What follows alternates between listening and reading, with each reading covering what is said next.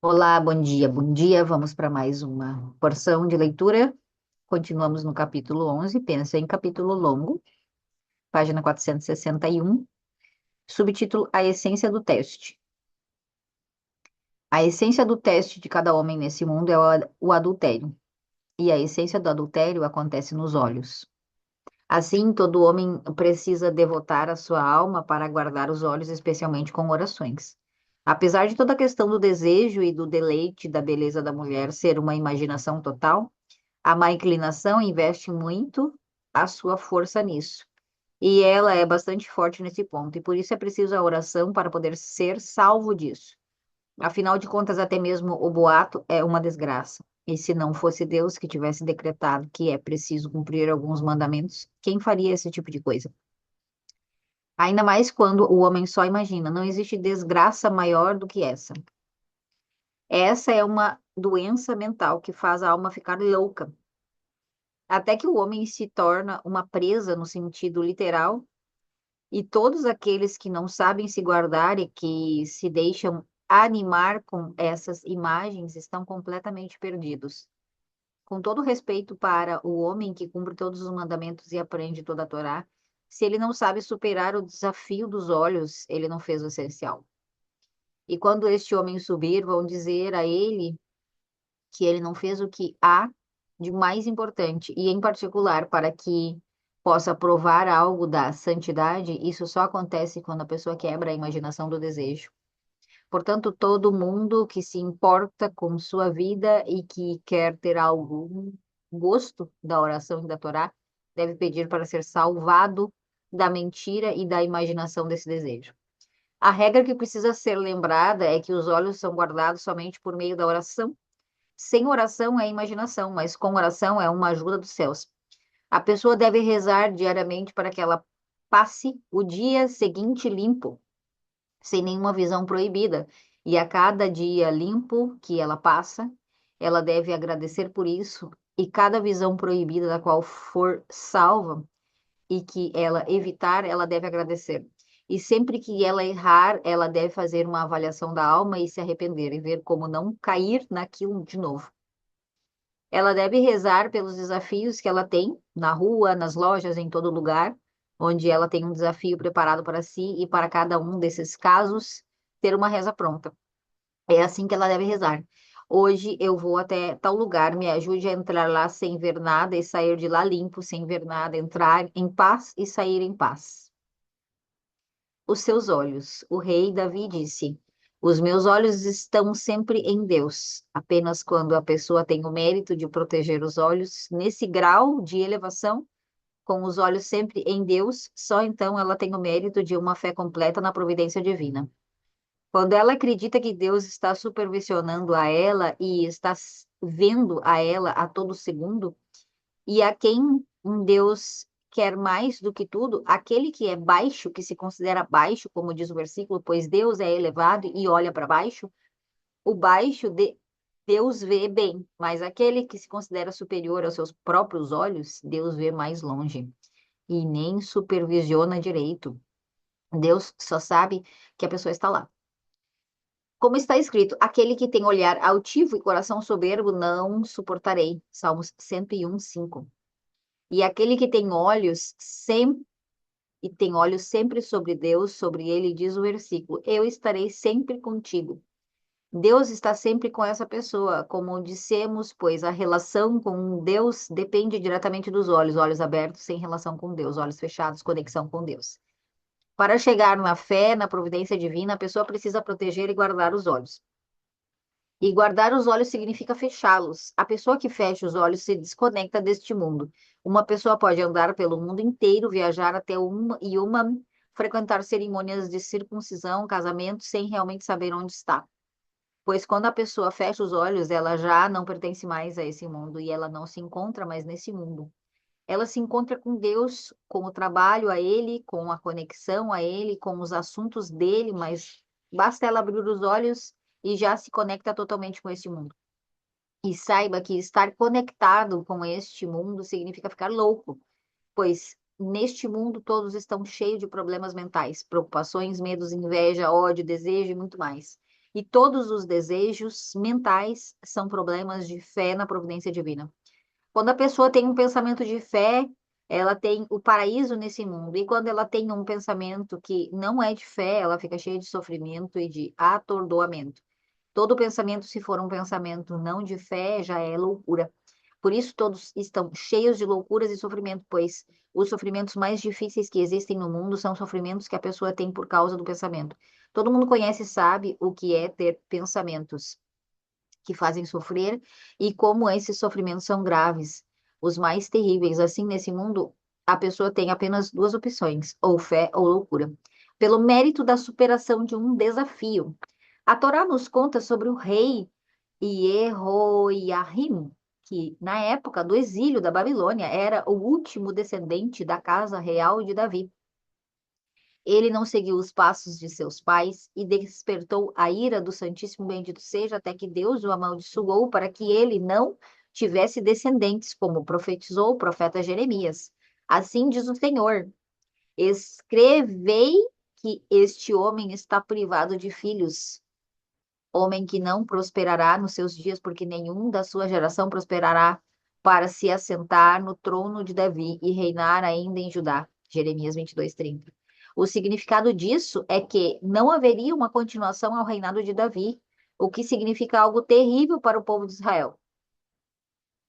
O rei Jehoiarrim, que também era chamado de Ierania, foi exilado por Nabucodonosor, rei da Babilônia, junto com outros sábios judeus, dentre eles Mordecai, como está escrito no livro de Esther. Havia então um homem judeu na fortaleza de Xuxã, cujo nome era Mordecai, filho de Iar, filho de Shimei, filho de Quis, homem benjamita, que fora transportado de Jerusalém com os cativos que foram levados com Iahania, rei de Judá, o qual transportara Nabucodonosor, rei da Babilônia. Esther 2, 5 e 6.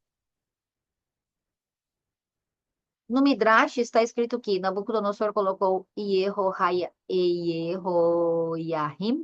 na prisão. É preciso saber que a prisão de Nabucodonosor, o perverso, era muito ruim, pois todo aquele que ficava ali detido jamais saía de lá. Como está escrito no profeta Isaías a respeito da perversidade de Nabucodonosor. Aos gêneros não abre a porta, e no momento de que Jehoiarrim foi posto na prisão da Babilônia, parece que se cumpriu a profecia de que ele morreria estéril, porque ele ainda não tinha filhos e agora ele tinha sido posto numa prisão de onde jamais se saía, e certamente ele já não poderia mais ter filhos. E os sábios daquela geração que sabiam que o rei Messias precisava vir justamente dele, pois toda a continuidade do reinado de Davi precisava vir dele, e como eles estavam vendo que o reinado de Davi estava sendo destruído, Deus nos livre, eles se, sen- eles se sentarem e pensaram em não, se não havia nada que ele pudesse fazer para dar continuidade ao reinado de Davi. Assim, o Midrash conta que os sábios encontraram uma solução e que eles foram influenciar a governadora que tinha criado a rainha, a esposa de Nabucodonosor, para que ela falasse com a rainha e persuadisse para dar uma permissão excepcional de a mulher do rei Jehoiarrim entrar na prisão, onde ficavam os prisioneiros, somente com esse objetivo, não deixar que se interrompesse o reinado do povo de Israel. O rei concordou. Precisamos saber que a prisão da Babilônia era de fato um buraco estreito e profundo, no qual não era possível sequer deitar, e para colocar lá dentro a esposa de Jehoiarrim era preciso depois puxá-la com uma corda. Nossa.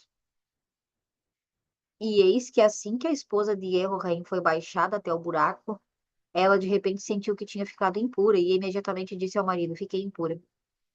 O que Jehoiarrim fez? Se separou dela, não tocou sequer um dedo nela. Obviamente, todo mundo entendeu que aquele era um teste incompreensível. Não só porque ele estava controlando um desejo, sabendo que ele estava na prisão, sem ver a esposa há muito tempo, e talvez sem nunca mais ver ela.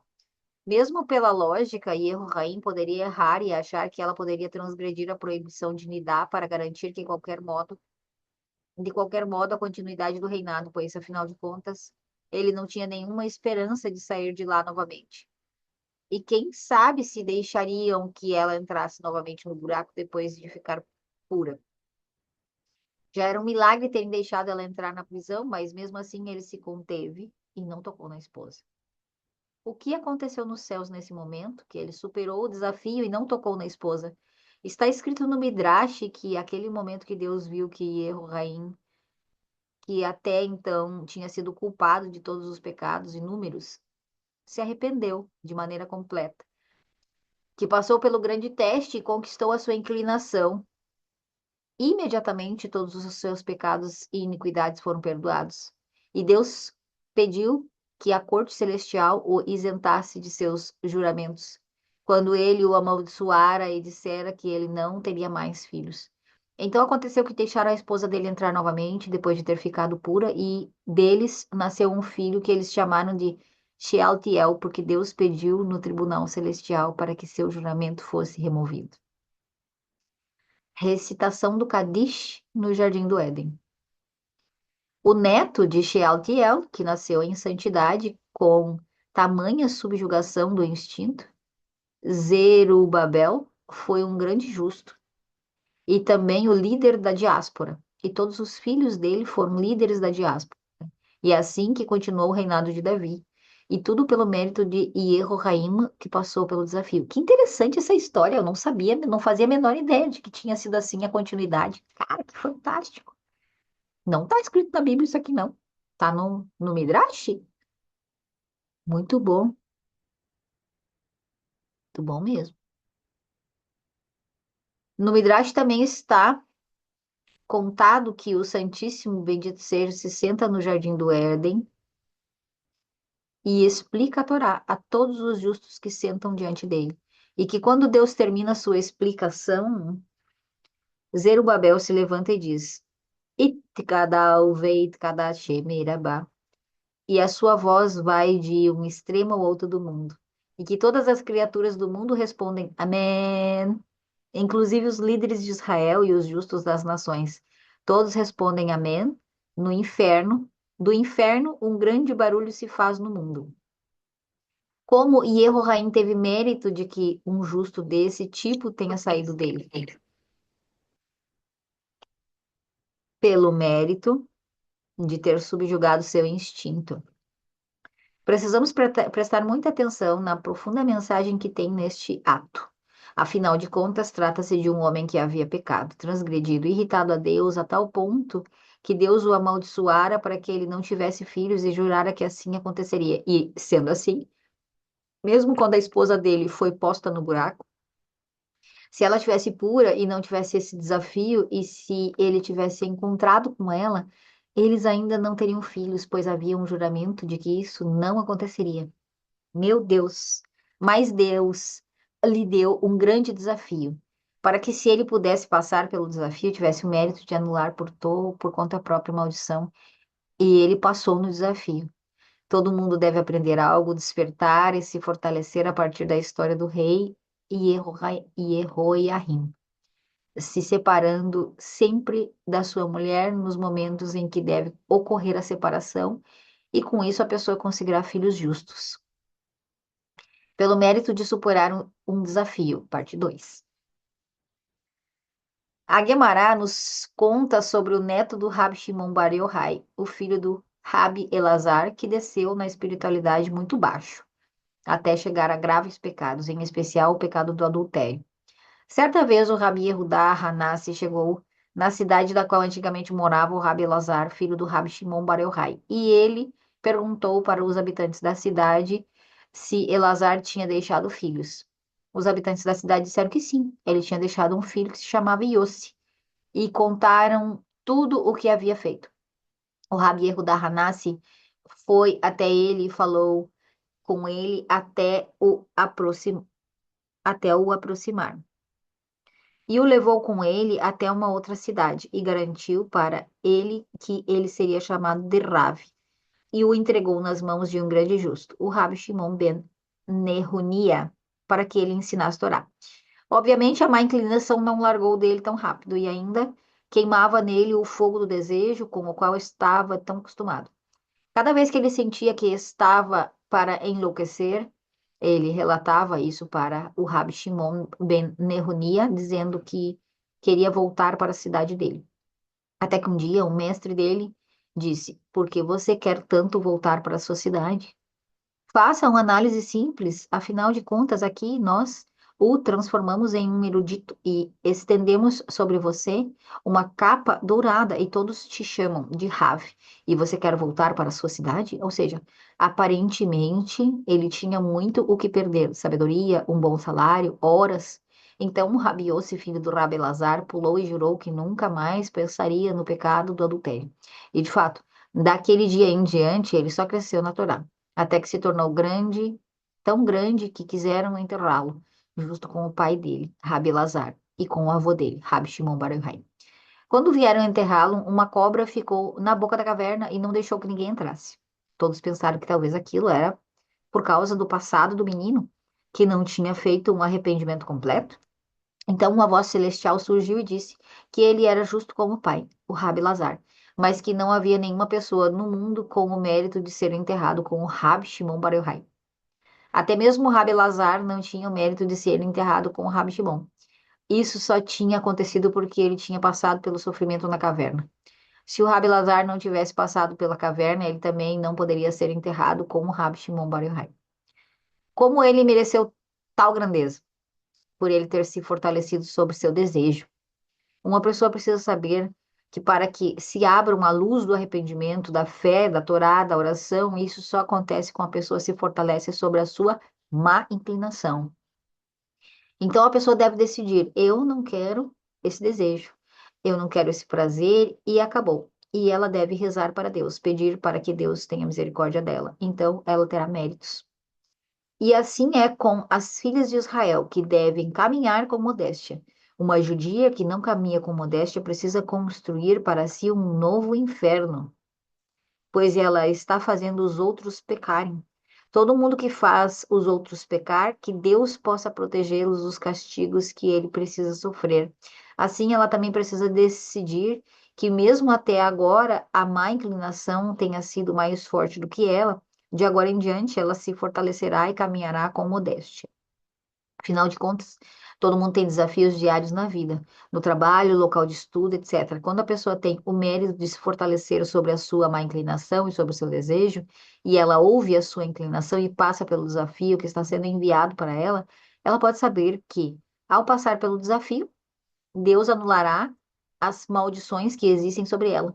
Trabalhará sobre todo o mal olhado que existe sobre ela, eliminará todo o mal que existe sobre ela, e perdoará todos os seus pecados, e ela terá o mérito de grandes e poderosas coisas. Largue o mal e faça o bem. Precisamos entender bem que toda a redenção depende de duas coisas que, na verdade, são uma só: fé e proteger a circuncisão. O mandamento que inclui todos os outros mandamentos é a fé. E a transgressão que inclui todas as outras transgressões é a mácula da circuncisão. A fé é o fundamento de tudo que significa faça o bem. E se a pessoa cumprir isso, ela terá facilmente todo o bem que existe no mundo. E proteger a circuncisão é o fundamento de todo largue o mal, entre aspas. Sendo que se a pessoa se abstém de macular a circuncisão, ela se abstém de todo o mal que existe neste mundo. A fé e proteger a circuncisão dependem um do outro. Quando a pessoa consegue esclarecer a fé, ela consegue proteger a circuncisão. Isso também funciona na direção oposta, sendo que todo o poder da fé é recebido por meio do proteger da circuncisão, como está escrito: minha aliança se manterá como está escrito, minha aliança se manterá como ele sempre firme. A fé é por mérito da circuncisão. Toda má inclinação do adultério é anulada para quem tem fé completa de que tudo é para o bem, pois essa pessoa é feliz com sua parte. E se ela é casada, obviamente, ela não levanta os olhos para olhar para outra mulher. E se ela é solteira, ela é feliz com a sua parte a ponto de esperar que o seu cônjuge chegue, sem ficar olhando para nenhuma mulher e sem ficar se enlouquecendo de graça. Sem ficar se enlouquecendo de graça. Além disso, Para aquele que tem fé completa, tudo está bem, e essa pessoa não roubará jamais, pois ela está feliz com sua parte, e ela não se irritará jamais, pois ela sabe que não é nada que as pessoas estão fazendo com ela, mas sim Deus. E ela não sentirá ciúme de ninguém, não se zangará, e etc. Tudo isso se chama, em outros termos, que a pessoa conseguiu a fé, ou seja, que na prática ela conseguiu um espírito de santidade, um espírito de profecia, e com isso toda má inclinação é tirada dela. Assim como ocorreu com o povo de Israel quando ficaram ao pé do Monte Sinai e tiveram uma fé completa. E a impureza da cobra foi totalmente removida deles. E é isso que está escrito no Likutei Moaran, parte 2, princípio 8. Assim, o povo de Israel que estava aos pés do Monte Sinai tiveram sua impureza removida, pois lá todos eles mereceram uma profecia por meio de Moisés, o mestre de todos os profetas, que era o seu verdadeiro líder. E por meio disso é purificado e retificado a fé deles. E eles mereceram uma fé completa em Deus. O mesmo ocorre com o fim da sua impureza. A empresta a empresa da cobra, a empresa da cobra, que representa uma fé torpe, pois eles mereceram uma fé completa diretamente da santidade, que por sua vez eles receberam do espírito de profecia. Como toda redenção depende da fé, como está escrito na profecia de redenção, vem comigo do Líbano, ó minha esposa, vem comigo do Líbano. Olha desde o cume de Amaná, Cântico dos Cânticos 4:8. Assim, a transgressão que mais atrasa, mais do que qualquer outra transgressão, a redenção, é a transgressão do adultério. E a grande retificação, a maior que existe para trazer a redenção, é proteger a circuncisão e a modéstia. E é isso que está escrito no Sefer Abidot, que pelo mérito da modéstia das mulheres virá o Messias. Pois por meio da modéstia das mulheres, os homens de Israel terão o mérito de proteger a circuncisão e então poderá vir a redenção rapidamente e com misericórdia. Fantástico. Terminamos por aqui, porque daí vamos começar o capítulo 12, né? Na próxima, que será o agradecimento e a confiança. Achei sensacional essa ideia. Gostaria que o Jardel tivesse lendo, depois eu vou passar para ele. Porque muito bom. A proteção dos olhos é um trabalho diário para os homens, porque o trabalho da má inclinação é justamente colocar imagens na imaginação do homem. E nós temos que elevar o nosso nível de compaixão, de empatia em relação a isso, porque essa é uma má inclinação, ela existe, não há o que a gente possa fazer, não há xingamento que a gente possa fazer para os nossos maridos, porque é o que é, da mesma forma como nós temos muita dificuldade em calar a nossa boca, é a nossa má inclinação. A nossa má inclinação, a inclinação da mulher, má inclinação da mulher é a boca, falar. Falar demasiado, a inclinação do homem é a imaginação, é o olhar, então ele precisa cuidar e a gente precisa cuidar também, obviamente, porque eu não sei você, mas eu sou bem chata e julgadora com isso. Eu já fui essa mulher, já falei isso várias vezes para vocês em vários canais e lugares. Eu já fui essa mulher sedutora de usar roupas coladas e ressaltando o meu corpo, principalmente a minha bunda, que é muito grande.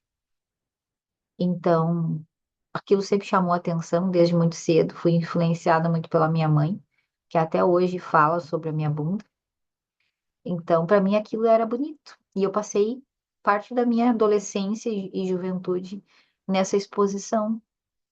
E depois que eu transitei desse lugar, hoje eu tenho vergonha. Quando eu transitei das minhas roupas, hoje eu ensino as minhas clientes que estão nesse formato, entre aspas, arquetípico da eterna amante. Eu ensino muito, elas trocam as roupas, bota uma calça mais solta, não fica expondo o teu corpo dessa maneira, seja a bunda, seja a genitália, com roupas que mostram muito, às vezes a gente tem uma genitália muito gordinha, e aí fica aquele capãozinho de fusca, assim, bem bonitinho, que a gente olha, eu olho, se eu vejo uma perereca ressaltada, assim, com a calça dividindo os dois beiços um lado para o outro, eu olho. Eu olho e penso assim, meu Deus, tá bem gordinho isso ali. Imagina o homem. Eu olho, só que eu, tá vendo que as mulheres têm a boca? Eu olho, mas eu falo, tipo, ai, lá, lá, lá, lá. E o homem imagina. Não tem como a gente não reparar. Se tu vê uma mulher se expondo dessa maneira, e tem muita, principalmente no ambiente de treino, muita mulher. Esses dias eu fui na academia, eu fiquei chocada, eu queria fazer vídeo e mandar para vocês. Eu juro por Deus que eu queria fazer vídeo e mandar para vocês. Eu não posso acreditar que eu vi aquilo. Tinha uma mulher com uma espécie de sutiã, não era um top, tá? Era, era um top? Não era um top, sei lá. Era tipo tomara que caia, sabe? Mas era só a listra que ela tava com um negócio, tipo uma faixa aqui nas tetas, certo? Só que ela tava treinando a parte de cima do. Ela não tava fazendo agachamento e treinando pernas, por exemplo. Ela tava treinando o braço. Ou seja, ela tava com aquele negocinho assim aqui, assim desse tamanho, retinho aqui assim. E ela tava fazendo assim, e fazia assim. E eu pensei, meu Deus, a teta dela vai sair, vai sair, vai sair, vai sair pra fora. Vai, sabe por quê? O negócio, ela levantava as mãos. Ia me concentrar no meu treino, porque eu pensei, vai sair as tetas da mulher pra fora. Ela vai mexer assim. Sabe quando a gente usa top? E que a gente fica se ajeitando, porque parece que vai cair a qualquer momento, porque tá com top? Imagina levantando peso, meu Deus do céu. Ela com dois pesos assim, eu pensei, vai cair o troço e vai ficar com as duas tetas pro lado de fora. Que vergonha, que vergonha. Imagina os homens que estavam lá tudo. Se tem esse problema da má inclinação. Cara, eles estavam torcendo para que caísse, com certeza. É possível, gente. Então, assim, ele tem que ter prudência nisso também. Quer falar, Carolina? Abriu. Vocês querem falar? Fale. Ah, eu abri o microfone sem querer, desculpa. Não, tudo certo. Só tô rindo mesmo, porque eu também fico incomodada. Meus olhos batem, eu me incomoda. E- Mas é isso. A gente tem que se policiar, senão a gente quer fazer alguma coisa, né? Esses dias eu vi uma assim no meu condomínio e eu já ia mandar mensagem pro síndico para falar assim: pode andar de top no meio do condomínio? E eu fiz, aí eu fiquei quieta, falei, ai, vou ficar quieta porque deixa ela, eu preciso guardar minha boca. Aí eu não mandei mensagem, mas aquilo me incomodou muito. Ela tava com top assim, com a barriguinha toda de fora, e eu falei, gente, não pode andar assim no condomínio. Mas o incômodo é nosso, né? Que Sim, é fala. porque consciência já. É Uhum. por isso que eu decidi elevar a empatia, porque não adianta você ligar para o síndico. Se você liga para o síndico e diz assim, olha, tem uma moça andando de praticamente de topless aqui no meu andar. Ele vai dizer assim, aonde? É, Ele eu vai quero imaginar. ver. É.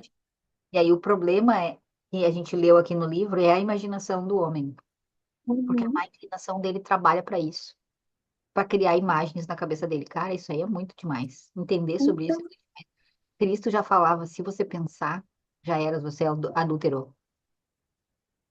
isso que eu fico pensando, é mais embaixo do que a gente imagina, É bem mais a baixo. Imagina se santificação.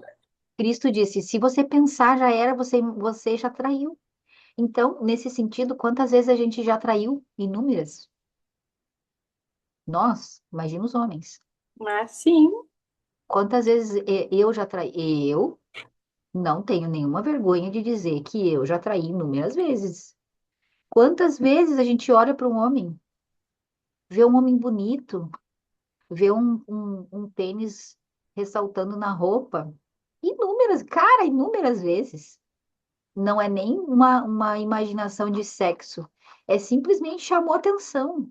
Nossa, inúmeras vezes eu estava sentada na poltrona da terceira poltrona da igreja e eu olhava para cima e o pastor. O pastor com roupa colada. Cara, pra quê? Tava no meu campo de visão. Eu tinha que olhar assim bem pra cima pra mim ver a cara dele, porque se eu olhasse assim, dava de cara com o tico dele ali, na calça, saltando. Cara, não dá, as pessoas têm que usar roupa frouxa.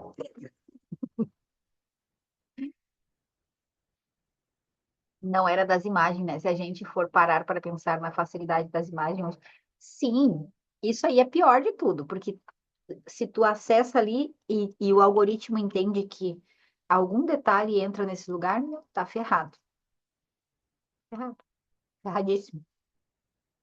Então, não sei o que a gente pode fazer. Elevar a Eu empatia e queria fazer a falar nossa uma coisa. parte. Fale. Falar que eu tava com saudade da Ana Paula. Faz tempo que não havia. Oi, Ana. Saudade de tu. Você tá bem?